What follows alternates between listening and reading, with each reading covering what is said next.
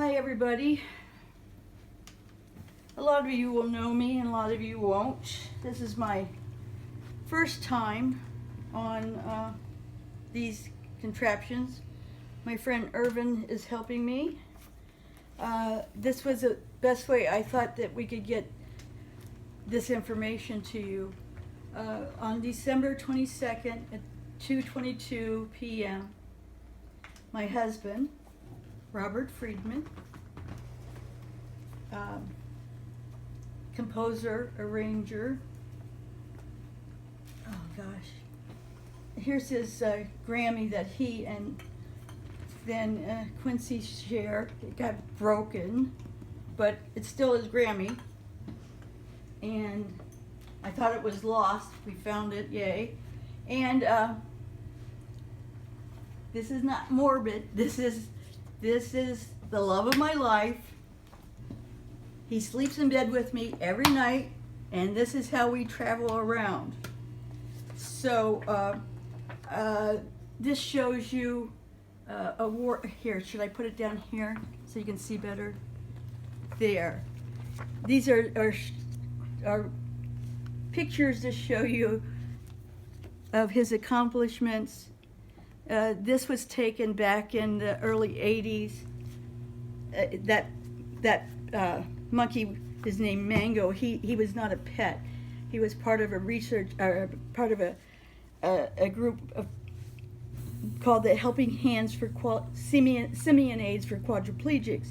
And so that's who that is. That wasn't, I call Bob Friedman, arranger, composer, conductor. I call him Robert.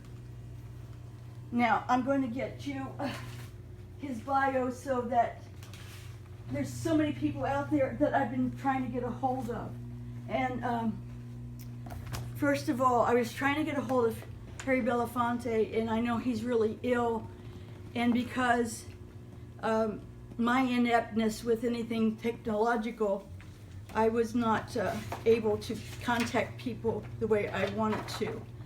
And that's why I'm speaking to you today about this stuff. When without the somber note about here, the man died 1 month before his 85th birthday. He thought he wouldn't make it to 65. Dr. Stephen Alexander Baldwin, MD, told him he was going to live much longer. I told him I was going to help him be the longest lived Friedman in his family, and I think I kept my word. Anyway, I'm going to read some of his bio to you so you know who he is. Arranger, Grammy Award winner, shared with Quincy Jones for Overture Part 1 from The Wiz motion picture and track album. So hopefully somebody will tell Quincy about this. Nominated for 3 Grammy Awards. Arranged for Harry Belafonte. In fact, when I met Robert, he was on the road with Harry and Lena. It wasn't the same show. Lena Horne.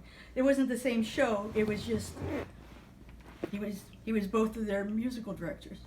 And Arthur Blythe, Boys Choir of Harlem, Ruth Brown, Ron Carter, Chanticleer, Maynard Ferguson, Connie Francis, Nina Freeland, nice lady, Sergio Franchi, there's a great story later about that, Marvin Hamlish, Hollywood Bowl Orchestra, Lena Horne. And the thing about Lena is Cox TV is out for me. I have a lot of trouble with Cox Communications. And fortunately, one TV got stuck on the the TCM channel, and it was the Lena Horne day. Everything had Lena in it, so it was like Lena had come to hang out with me. It was very, very nice. I enjoyed it. So thank you, Lena, once again. Israel Philharmonic Orchestra, Billy Joel, Michelle Lee, Kansas City Symphony, Herbie Mann, Wynton Marsalis, David Newman, he never liked to be called Fathead, It's David. But she doesn't have to call him Newman. Okay. Makoto Ozone. Ozone? Yeah, that's, well, Japanese. Okay. Rebecca Paris. She's from Boston. Diane Reeves. Rini Rosnes. Joya Sherrill. Carly Simon. Paul Simon. Phoebe Snow. Lovely lady. Sarah Vaughn. Boy, Sarah Vaughn. Grover Washington Jr. And that all happens shortly before Grover passed away. Bobby Watson. And I'm ashamed to say I don't know who Bobby Watson is. So I apologize for that. I never met Bobby Watson. Of course, I never met Makoto either. I did meet Rebecca Paris, though. But not the way you would have thought I would have met her. I had nothing to do... Well, anyway, doesn't matter. Okay, musical director / conductor, Lena Horne, Harry Belafonte, associate conductor of Broadway musical Raisin, substitute music director, pianist for the Merv Griffin Show, musical theater, co-orchestrator with Al Cohn of Broadway musical Raisin, which won the Tony Award for Best Musical. And when Raisin was, I think it was up in Chicago. Robert and I got married, Robert and I got married in June 17th, 1976. And our honeymoon was, we got on a plane because he had to go do some different kind of writing or something for Raisin. And I don't even know if I met anybody on the show. That was my honeymoon. Or our honeymoon. So, and the only time I saw Debbie Allen, we were in Charlie's, down in the Broadway area, the restaurant Charlie's, and she had this huge hat on, and she came over and said hi to Robert, and she was gone. So before I could even meet her, I mean, I knew who she was, but okay, there we go. Now, where did I get? Grammy Award for Best Original Cast Album. Oh. Why does this say this? I'm going to back up, folks. Stick with me. Musical theater. Orchestrator, with Al Cohn of Broadway musical Raisin, which won the Tony Award for Best Musical. Okay, if I paid attention to me, I could have done that better for you the first time. And the Grammy Award for the Best Original Cast Album. Orchestrated Miss Moffat.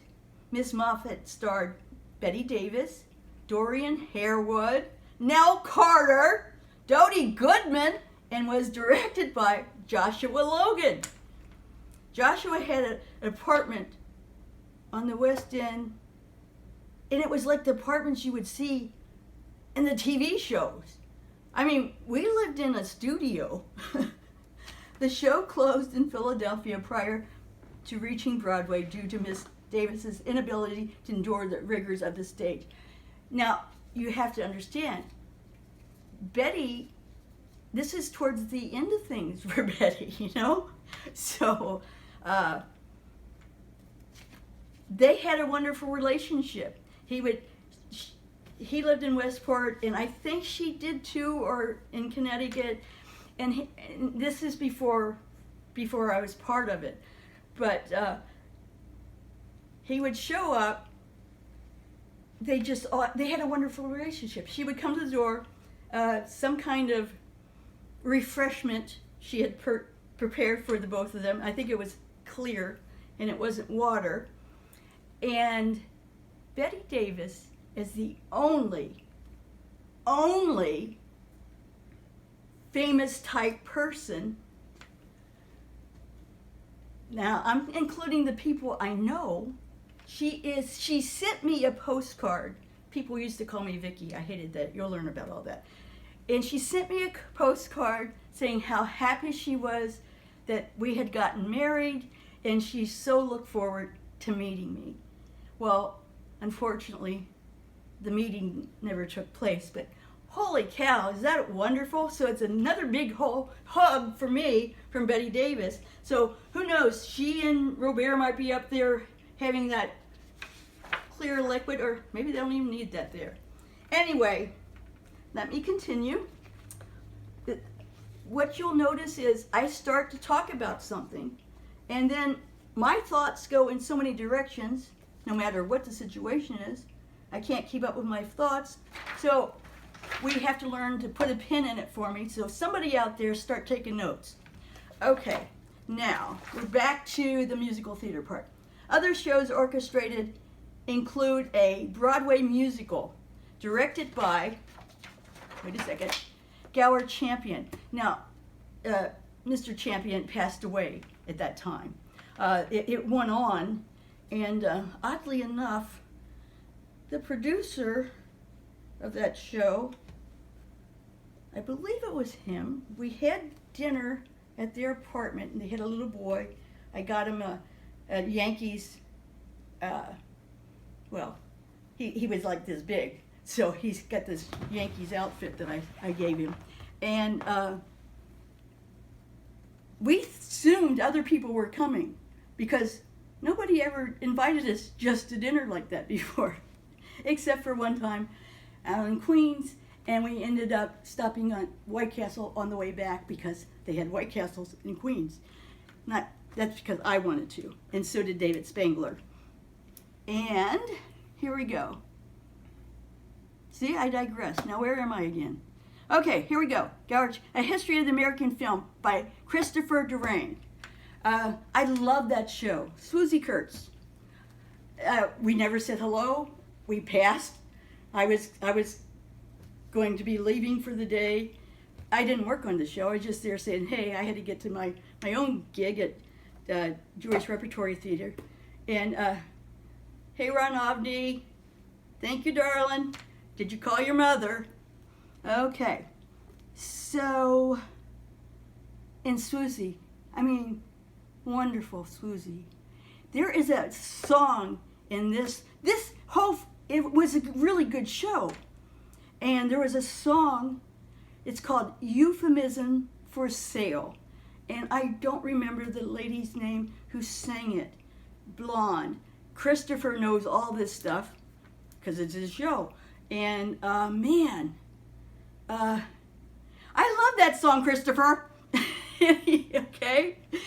And there was a time when Christopher was on a being interviewed, and I don't know how I found this or how I ended up watching it at the time, but he was blaming the failure of the show on Broadway to the music.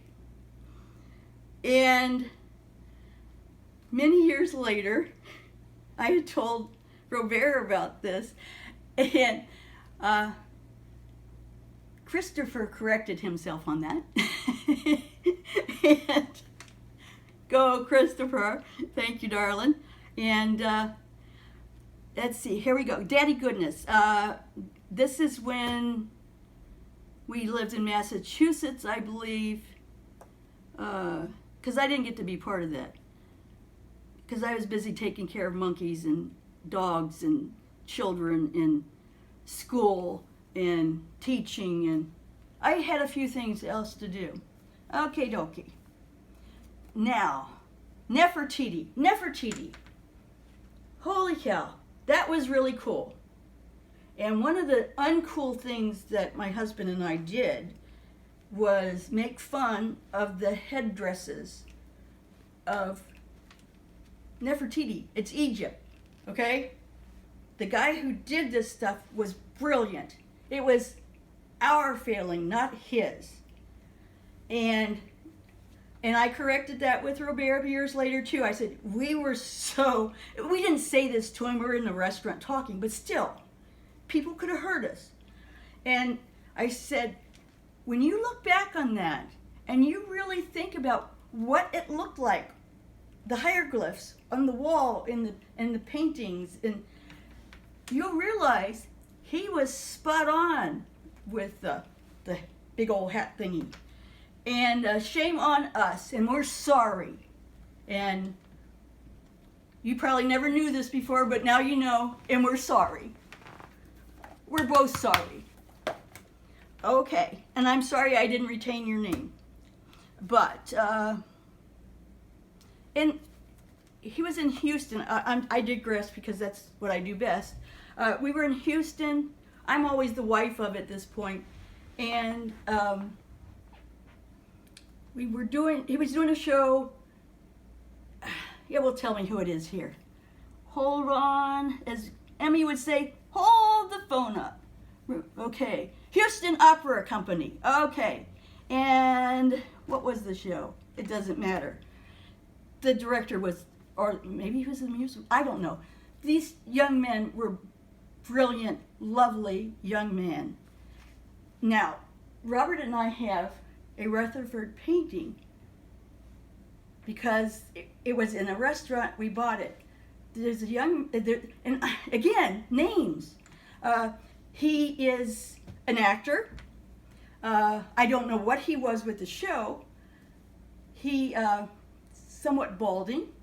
He has the painting, The Clouds, also by Rutherford. I wanted The Clouds, but he got it first. But the one that we got looks like great-grandma's back porch and like that there. So that's good.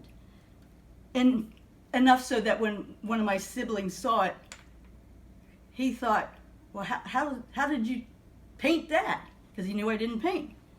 Okay, here we are. So that, oh, it's the Vagabond King. That's what it was. Frimmel's opera, The Vagabond King. Young man in that played the lead. Again, names elude me, and because of mildew, I don't have a lot of that information anymore. And thank you, New England, Salisbury, Mass. And he was so wonderful. I don't know what has happened for him. Orchestrated Charlie Strauss's opera Nightingale. Arranged and orchestrated music for numerous productions at Radio City Music Hall. Okay, I never met Charlie. And, but he did call Robert some years ago. I'm not sure how many ago, but he wanted to know where to get some score paper.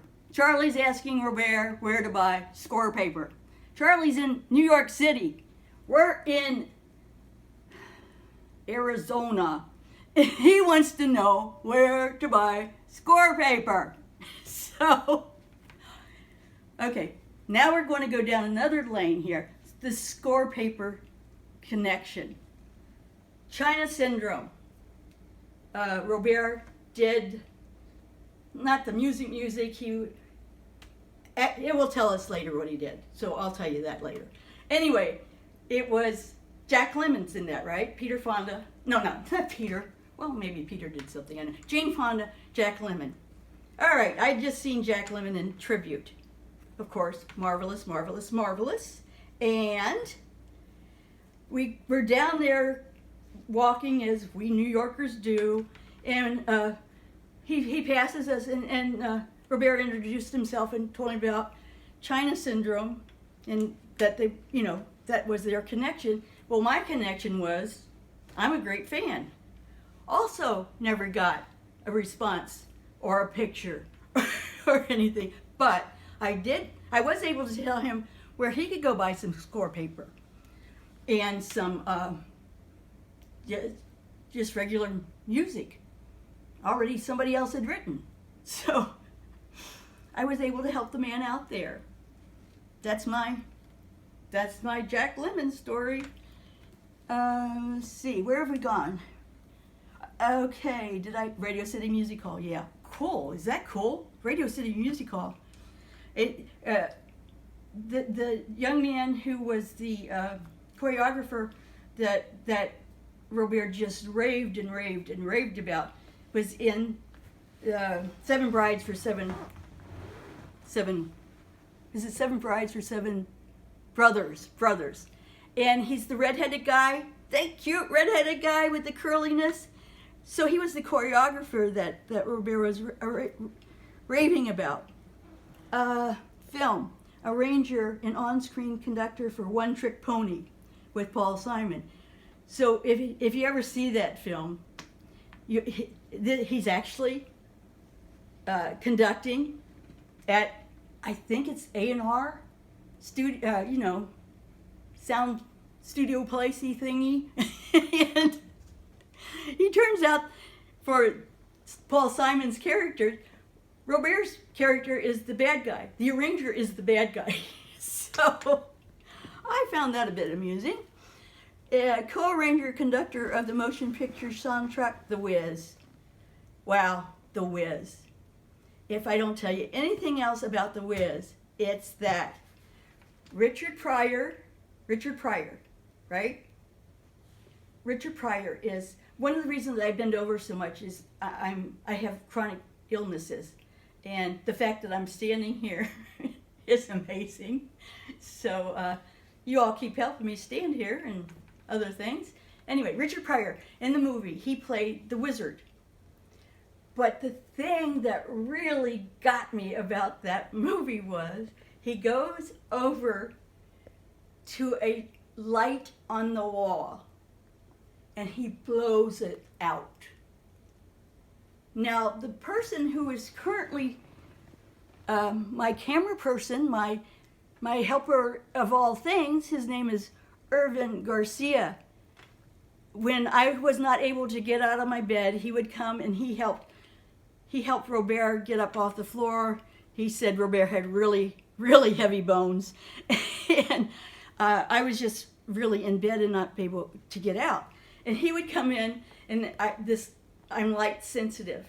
I'm that Irish hillbilly skin person. And do I need to shut up now?